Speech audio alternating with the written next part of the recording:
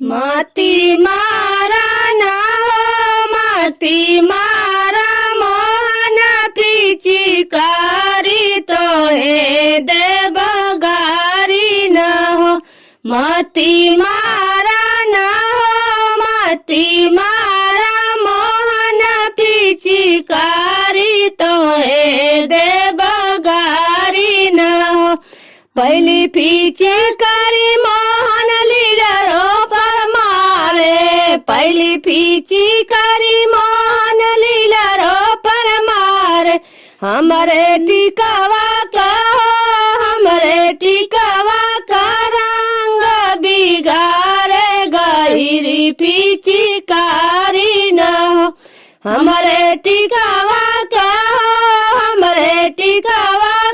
रंग बिगाड़े गहिरी पिचकारी न हो। मती मारा न हो मती मारा मोहन पिचकारी तो हे देवगारी न हो।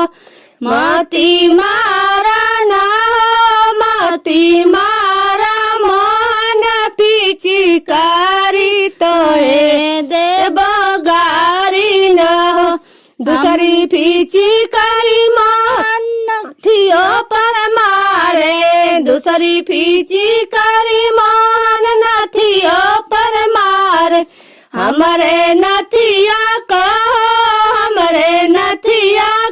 रंग बिगाड़े गहिरी पिचकारी न हो। हमरे नथिया का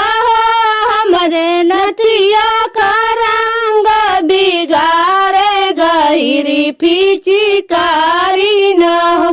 मती मारा न हो मती मारा मोहन पिचकारी तो हे देवगारी न हो। मती मारा न हो मती मारा मोहन पिचकारी तो हे देवगारी न हो। तीसरी पिचकारी मोहर चुनरी पर मारे। तीसरी पिचकारी मोहर चुनरी पर मारे। हमरे चुनरी का रंग बिगाड़े गहिरी पिचकारी न हो। हमरे चुनरी का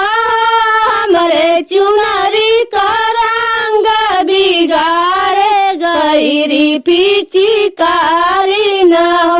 मती मारा न हो मती मारा मोहन पिचकारी तो हे देवगारी न हो। मती मारा न हो मती मारा मोहन पिचकारी तो हे